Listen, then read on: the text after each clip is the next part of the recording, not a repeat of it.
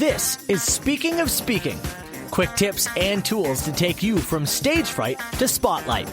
This podcast gives you an inside look from the world of public speaking and the speaking secrets you need to be bold from the stage, no matter what business you're in. The host of Speaking, Carl Richards. Thank you, Matt. Yes, it's another edition of the Speaking of Speaking podcast. I have met so many great people in my life, and I swear I have connected more with people in the last 6 months to a year that either have never met and still haven't met because of the pandemic, or I haven't seen in ages, but I've seen them more and more often. And one of those is, I call him a dear friend, and, he's certainly a huge influence to me. Alfonso Cuadra is... he's known in different circles as different things. Let's put it that way. He's known as the ultimate entrepreneur. He is now also known as the real estate guy. He has a great story, and I think he'll share some of his story today as we talk about expanding your circle of influence. Alfonso, welcome to the podcast. Good to be here. Carl, I'm excited. We are on your platform. We're on multiple platforms right now. That's right. We are also, as you're hearing this podcast, you're hearing the recording. As we're recording it, it's also being streamed live on Alfonso's YouTube channel, which we'll put those links in the show notes after. So if you want to actually check out the video or any of the other things that Alfonso talks about, we'll put all those links in the show notes for you. Let's talk a little bit about your story, Alfonso. And I know that it's a deep, heartfelt story. No one on this channel has probably ever heard it. So let's go back a few years to what brought you to where you are today. And I know we only have so much time, but let's hear the shorter version of Alfonso's, some of the struggles, some of the trials and tribulations, and how you got to where you are today. Just let's go back a few years to when Alfonso was, 4 or 5 years old, knee-high to a grasshopper. Well, I'll go back to where I was born. I was born in Central America, El Salvador. Before the age of 9, I was actually involved in 2 civil wars, one in El Salvador where I was born, and the second one in Nicaragua shortly after. So I was in 2 civil wars. The one that I remember the most is obviously after the age of 5 in a country where it was going into full-blown civil war. We came to Canada as landing refugees back in 86. Wow. That's a long time ago. Even at 9 years old, I could feel already the opportunity was in the air. I could feel the potential that was here. It's a clean country. And you see the opportunities. Actually, that was the first time I ever saw a colored television in my life until Really? I came to Canada. And so I knew there was something about Canada. The issue for me was that because I'd moved around from country to country, I'd missed a lot of educational opportunities. So by the time I went back into school, I had a tough time integrating into the education system here in Canada. I was behind on a lot of my learning. Ultimately, just became extremely frustrated. Something about school didn't resonate with me. Not that there's anything wrong with school. It just, for whatever reason, something didn't connect. And I ended up dropping out of high school at 15 years old, also leaving home.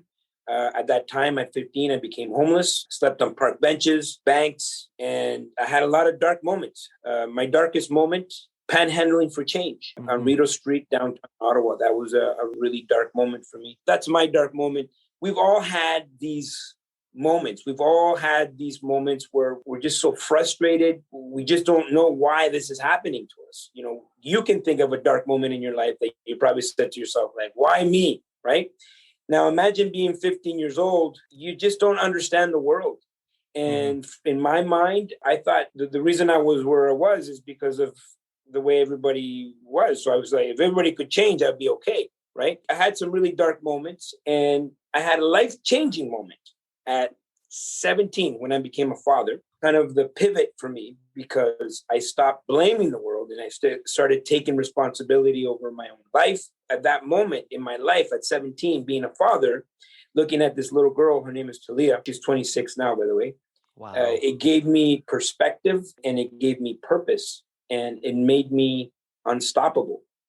And so I wanted to make this little girl proud of me. And so I went back to school, got a job, $5 an hour, quickly realized that it wasn't going to cut it. I mean, $5 an hour, going to school full time, trying to have a job full time, trying to be a provider. So I started a business. I didn't have many skills. I used what I knew, about urban culture, jeans, t-shirts, mixtapes, and I started selling those from my locker in high school.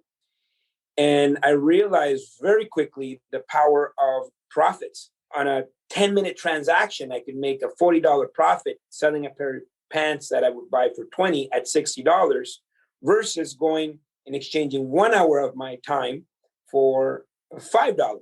And so it became very clear to me at 17 years old that I was going to pursue profits the rest of my life.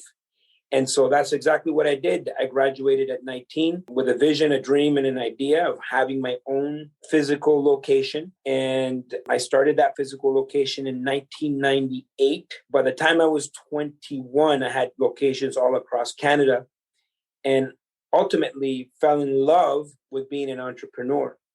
And I'm like, I made it. 21 years old, you have a successful business like that, you're going to get extremely excited. Problem for me was that I was very much a consumer.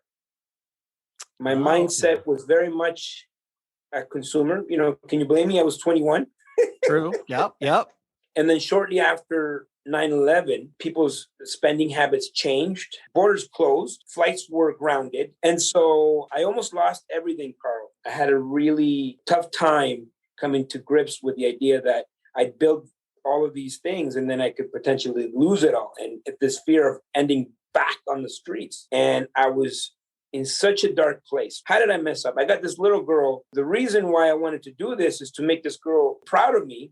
And now I'm about to lose everything. So like, where did I go wrong? And then at that point, I started reading. I started reading books about personal development, financial literacy. And then I realized my problem was, number one, I was a consumer.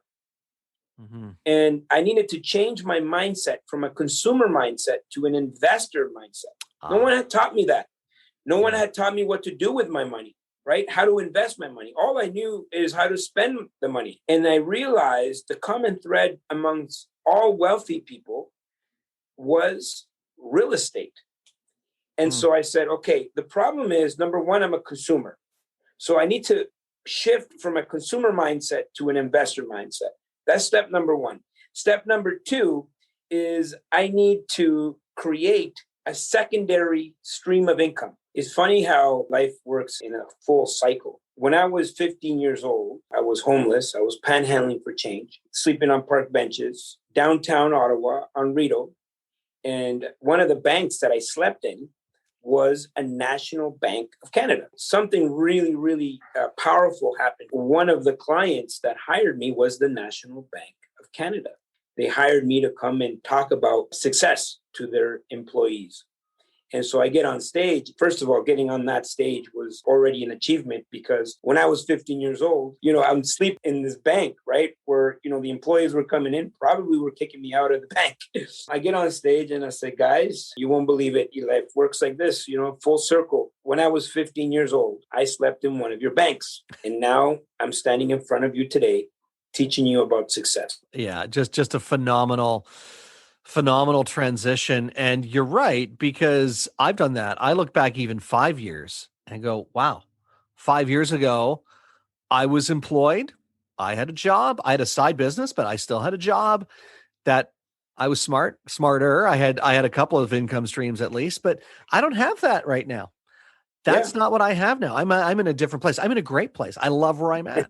But I look back and I go, wow, the things I worried about, the things I thought about 5 years ago, and you've probably done this too, looking back and going, you worried about at 15, where am I going to sleep? Where's the warm place? Oh, it's in the bank.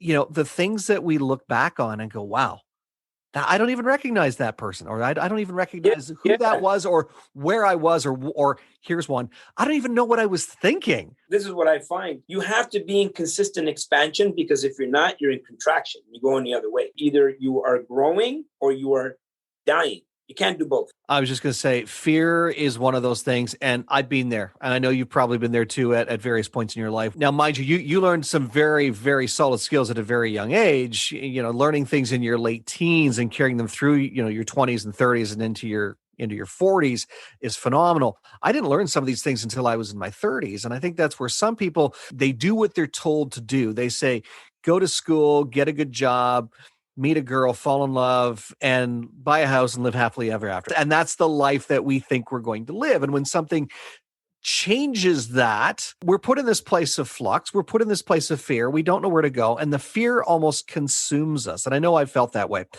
That's also, if I were to look back at Carl, even 3 or 4 years ago, when I had multiple opportunities, and you have probably seen them, Alfonso, I had multiple opportunities 3 and 4 years ago to go full-time in business.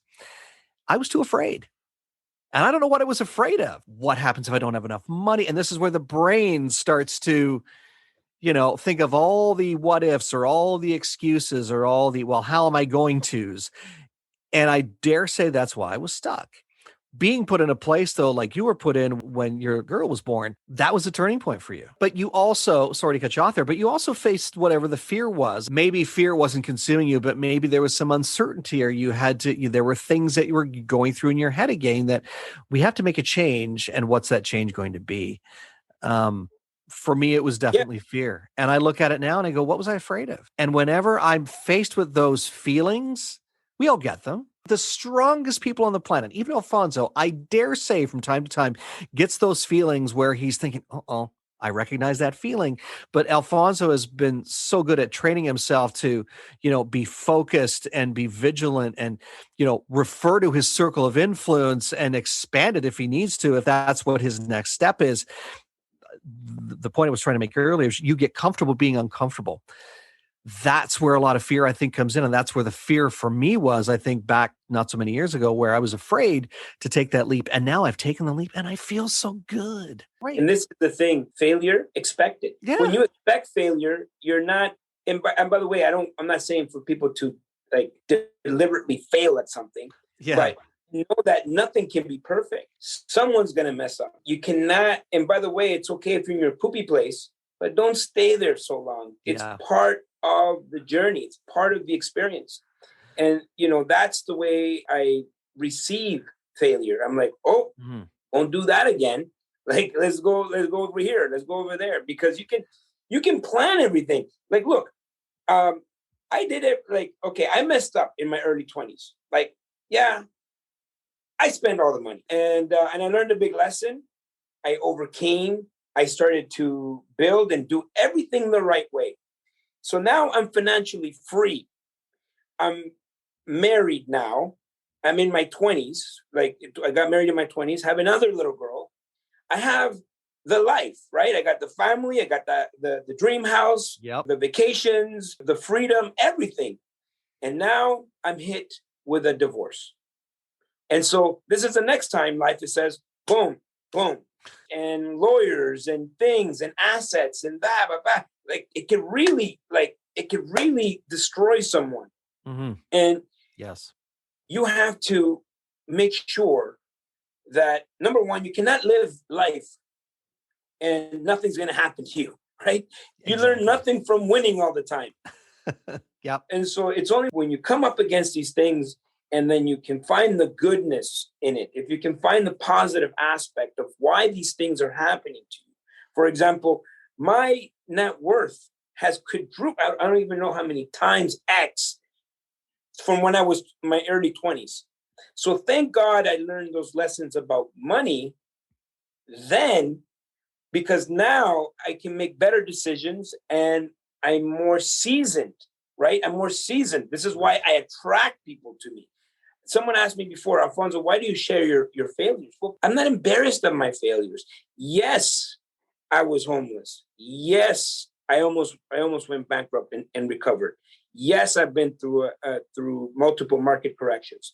Yes, I almost went through a divorce. But as a result of that, I actually found someone in my life that it's like a match made in heaven. And together we've built even something greater and bigger. But I wouldn't have found that if I hadn't gone through my divorce. And look what came out of it. My beautiful daughter, my second daughter. And so you can't go through life expecting that everything's going to work out, or you're not going to try because you're afraid that something's going to happen to you. Because if that was the case, then everybody would just be locked up in your house. Actually, that sounds a little bit like now, but nobody would be leaving their house because it's like, you know what? You can get hit by a car. You can trip on the sidewalk. I mean, God knows all the things that can happen to you, but that shouldn't be the reason why you don't take a step forward. Because that's all you have to do is just take a step forward. And what happens? You're going to succeed. You're going to take everything you've learned and you're going to go to the next step. Consistent expansion. And sometimes you'll have to reconsolidate. Sometimes you have to take a step back. That's fine. Because your next step should be a step forward. If you fall down, make sure you fall on your back. You've heard this before. Yeah. Because you can look up, you can get up. That's what it takes. That's what it takes to continue to be in consistent expansion. Sometimes you're going to get hit, you're going to get hurt, you're going to go down. But as long as you can get up and keep moving forward, that's it. I think that those are great insights too, and I like how you made the comment about failure, because I think that's part of how we've been programmed, and there's a reason why a very small percentage of the population is in a financial freedom place like you are. It's because of fear. It's because of fear, and it's because of failure. We're taught that failure is bad. We're taught failure is a bad thing, as opposed to failure is a learning experience, which is what it should be. Look at school. Right? Yeah. We're graded, right? We're graded. And the people that get straight A's are celebrated. Well, I don't know what we're doing, but it's called programming, right? Because you're pretty much saying that no one should be failing. No one should fail once in a while. Yeah. Right? So you are not creating a nation of risk takers, right? I failed all through school, right? Like everything about school for me was a failure, right? And, I could have accepted that, or I could have taken everything that I've learned and then put it to work for me. And how many straight A students have worked for you over the years, I guess? I only hire straight A students. Is it okay? That's great. You could hire me then, because I was not a straight A student. That's awesome. No, this has been a great discussion, Alfonso. Before I let you go, I want to be respectful of our time, but I want to just give you an opportunity to, if people want to follow up with you or learn more about what you're all about and what you do, what's the best way to get a hold of you, or what would you like them to do after today? Hey, you know what? I would say subscribe to my YouTube channel. Okay. I'm giving free content. It's nice. Free subscription, as you know, right? Insights just like the ones we've discussed on real estate, business, sales, personal development, gratitude, all of these things. I share a lot of myself, consistently throwing up live videos, and we will talk about that podcast as well. Yes, we'll take that offline. We'll talk about that for sure, because I think you have a wealth of information to share. I think the world needs to hear it. And I know the world is hearing it through some of your portals now, but I think we can continue to expand that inner circle even further for you as well. So Alfonso, thank you so much for your time today. Final thought before we wrap things up from you. Hey, in life, if you don't take risks, you can't grow. And if you can't grow, you cannot be fulfilled. And a life that is not fulfilled, to me, is failure. And if you can't be fulfilled, you can't be happy. And if you can't be happy, what are we doing? Alfonso Cuadra, expanding your circle of influence. Thanks for joining me on the podcast today. Thank you, sir. And remember, get out there and own the platform. Thanks for listening to the Speaking of Speaking podcast. Fired up about something you heard today? Want to learn more?